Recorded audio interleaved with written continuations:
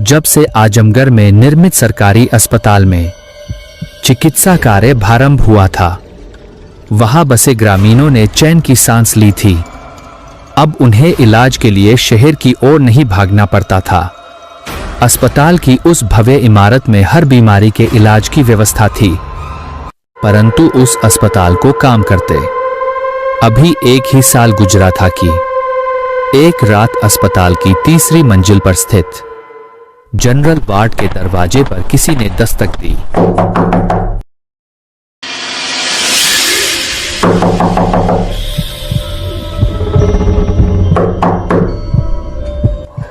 इस वक्त डॉक्टर तो नहीं आ सकता, फिर कौन आया है?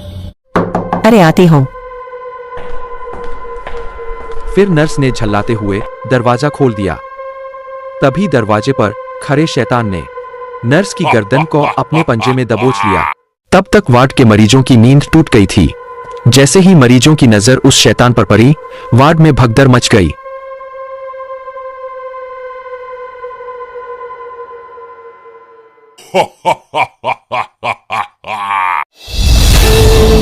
वह शैतान मौत का साक्षात रूप बन गया था। मौत का भयानक तांडव देख कोई किसी की मदद करना तो दूर, पीछे मुड़कर देखने तक की हिम्मत भी नहीं कर पा रहा था। और फिर अस्पताल की जिस मंजिल पर शैतान पहुंच जाता, वहां के वार्ड देखते ही देखते खाली हो जाते। यहां तक कि डॉक्टर और कर्मचारी भी अपनी जान बचाकर भाग खड़े हुए।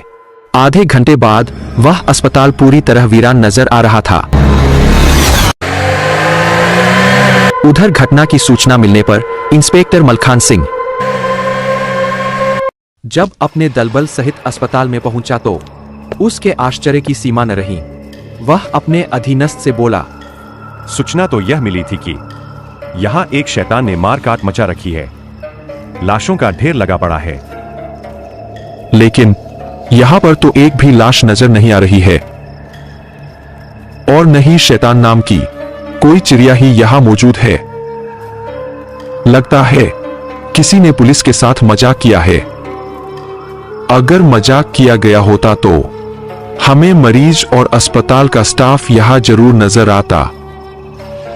यह तो आप ठीक कह रहे हैं सर, कुछ बात तो जरूर है। जाओ अस्पताल का चप्पा चप्पा छन मारो, शायद कोई क्लू हाथ लग जाए। उनके जाने के बाद इंस्पेक्टर मलखान सिंह गहरी सोच में डूब गया। अचानक आहट पा वह चौंक कर जैसे ही मुड़ा, उसकी आंखों में दहशत के भाव लहरा उठे। इससे पहले कि इंस्पेक्टर मलखान सिंह अपने बचाव की कोशिश करता, शैतान के पंजे का शिकंजा उसकी गर्दन पर कस गया। इस हादसे के बाद यह खबर जंगल की आग की तरह पूरे आजमगढ़ में फैल गई कि अस्पताल में किसी शैतान का निवास है। लोग रात में तो दूर, दिन में भी अस्पताल के नजदीक फटकने से घबराने लगे थे। मुझे जान प्यारी है, मैं उस अस्पताल में ड्यूटी नहीं दे सकता।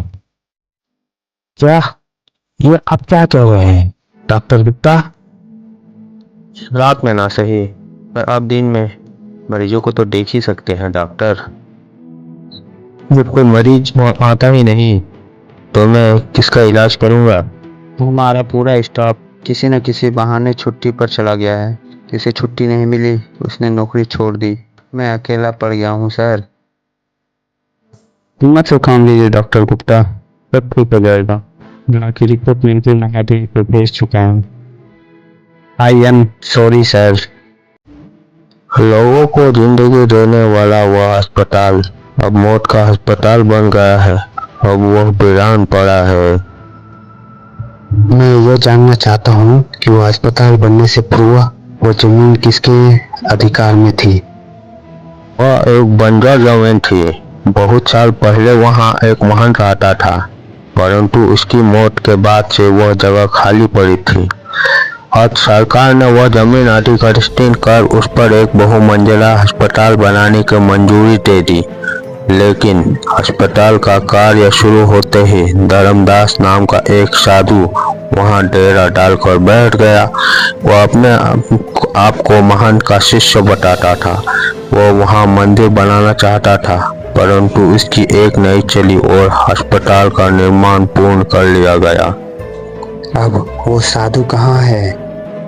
वो आजमगढ़ में ही एक पुराने मंदिर में अकेला पड़ा रहता है।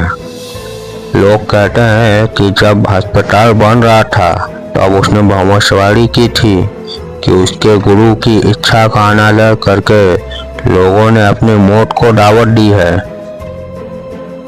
गांव वाले उसके गुरु के कहर से बच नहीं पाएंगे। अब गांव वालों को उसका कहा सच नजर आ रहा है। तुम कहना क्या चाहते हो? तुम्हारा मतलब ये है कि वो किसी शैतान का नहीं बल्कि किसी इंसान का काम है? हाँ, क्योंकि धर्मदास ही वो आदमी है जो इस जमीन को हासिल करना चाहता था। और ये सब जानने के लिए हमें जाना ही होगा उस अस्पताल में, क्योंकि धर्मदास के बारे में जानने के लिए हमें अस्पताल में जाना बेहद जरूरी है। वो दोनों अस्पताल के नीचे एक लंबे चौड़े तहखाने में पहुंचते हैं कि तभी उन्हें कहीं दूर से किसी के हंसने की आवाज आती है। अच्छा, तो तुम दोनों ने मुझे आखिरकार ढूंढ ही लिया।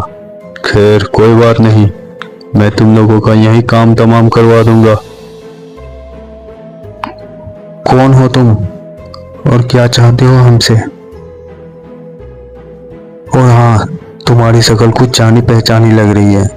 कहीं तुम धर्मा डाकू तो नहीं? बहुत खूब, मैंने इतना सोचा था तो मुझसे भी कहीं चालाक निकले। हाँ, मैं ही हूँ धर्मा डाकू। तुम लोगों ने बिल्कुल सही पहचाना। अब ये सब जान ही गए हो तो अब तुम दोनों मरने के लिए तैयार हो जाओ, क्योंकि मेरी हकीकत जानने के बाद तुम लोग जीवित नहीं रह सकते। इन दोनों को खत्म करके इन दोनों का लाश मेरे पास लेके आओ और अब मैं चलता हूँ अपने गुरु को मौत के घाट उतारने। तभी वहाँ गाँव वाले आ जाते हैं और उनके साथ आते हैं साधु बाबा, जो शैतान को अपनी दिव्य शक्ति से जलाकर भस्म कर देते हैं। अब तुम यहाँ से कहीं नहीं भाग सकते रामदास। अब तुम्हारी भलाई इसी में है कि तुम अपने आप को कानून के हवाले कर दो। और आज से मैं अपनी सारी शक्तियाँ तुमसे वापस ले रहा हूँ ताकि तुम दोबारा अपनी शैतानियत वाला काम ना कर सको।